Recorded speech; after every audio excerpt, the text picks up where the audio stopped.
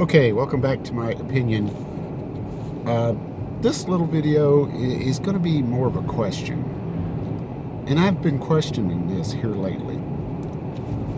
Got a lot of turmoil in our country, in the United States, between each other over silly shit, politics, whatever, how many genders are there, etc. The whole Palestine, Hamas, Israel thing, etc. Just arguments that really don't make sense, honestly. Well, like the BLM mostly peaceful protests, really. Anyway, we all blamed George Soros for funding these because of the signs and everybody at the Black Lives Matter protests, riots, having the same signs in a lot of different cities and a lot of stuff like that, and it being so organized. What if it's not George Soros? Like, for example, the Palestinian thing, the support, the Queers for Palestine, makes no sense. No sense at all. Just like George Soros supporting Black Lives Matter. Why would he? One, he's white.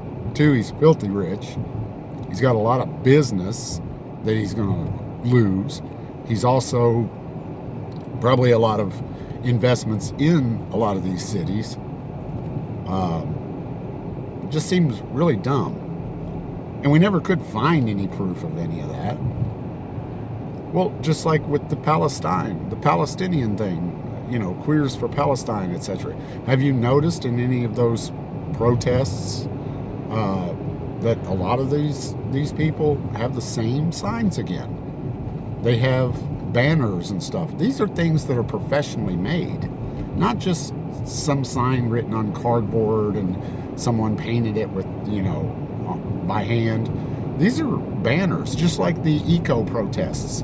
You ever noticed every eco protest in every city has the same banners every time across the world? So who's funding this stuff? Who would be cutting their own throat if they have huge money like that in business, etc.?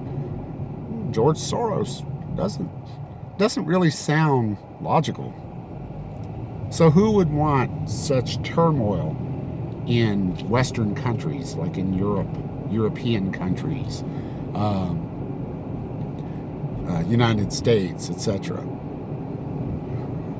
Who would want the people to be so blindsided by everything else that's really going on in the world that really matters, because they're so, arguing with each other over how many genders there are, for example? I'm starting to look at China. Maybe Russia, maybe China and Russia, maybe North Korea. But these things are very similar across the board. Whether if it's Queers for Palestine or eco-protesters, very similar across the board. And these people probably don't even know who's funding them themselves.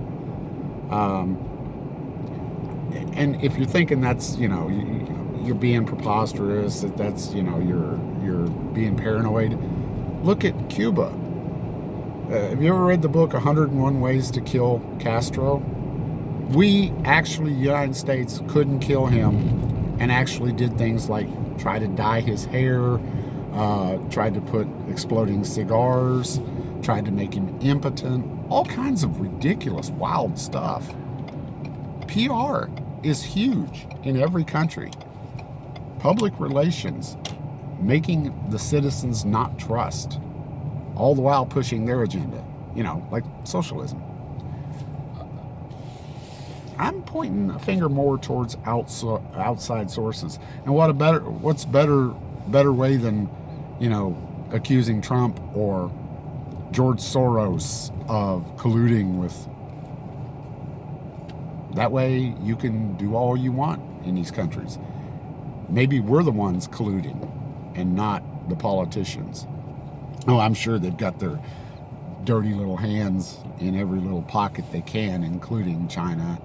I'm sure they take money from all around. It's one of the reasons why I like Trump. He doesn't need money. But yeah, it's just something to think about. Maybe we're looking in the wrong directions. Maybe we need to start analyzing these things. And what big issue do the Republicans, do conservatives really want and gets pushed? Guns. So what's a good way to fuel a revolution and civil war and chaos? Make people mad at each other within and supply and make sure they have plenty of firearms. If I was China, North Korea, Russia, whoever else, who knows? Could be Iran. That's what I'd be doing. Anyway, like, share, and subscribe. Stay safe and be safe.